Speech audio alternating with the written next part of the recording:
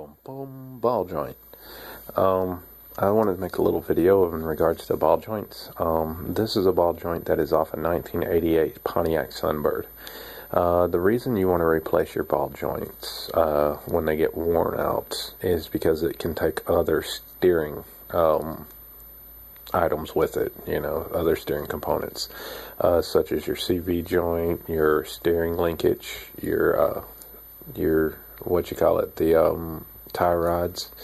It can take that with it. If one of them's bad getting excess play, then then the other stuff is working twice as hard, vibrating twice as hard, and eventually that shit goes.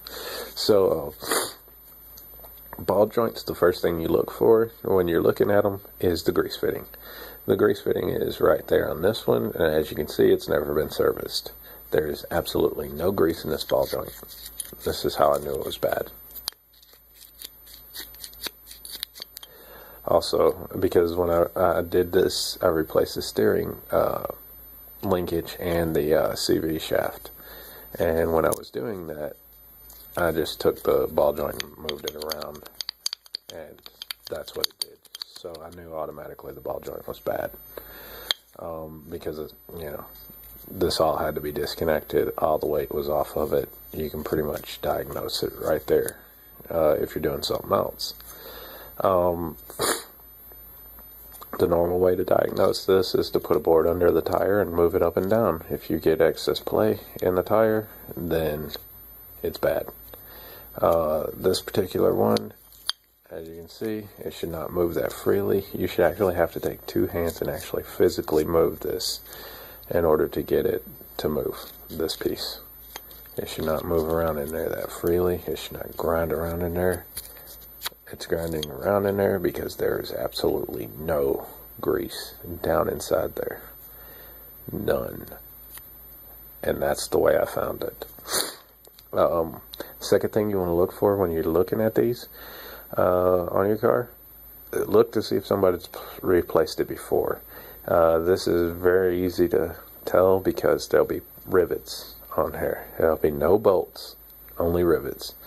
If it's been replaced before, then there'll be bolts. But rivets take a long time to drill through. You'll be drilling for like 2 to 3 hours. And then you got to angle grind off the head, and then you've got to knock this thing out of there and,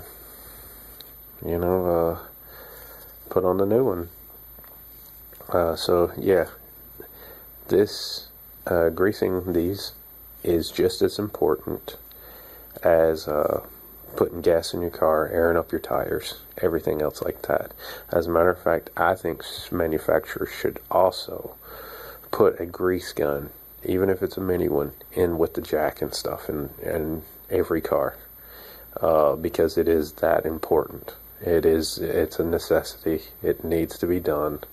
You can't get around not doing it. If you're a girl and you've got this, these are very easy to find. All you do is look for that fitting that looks similar to that, just sticking off here. Usually it'll be, well, in this case it's on the back of the tire right there is where it would be, because the tire would be over here.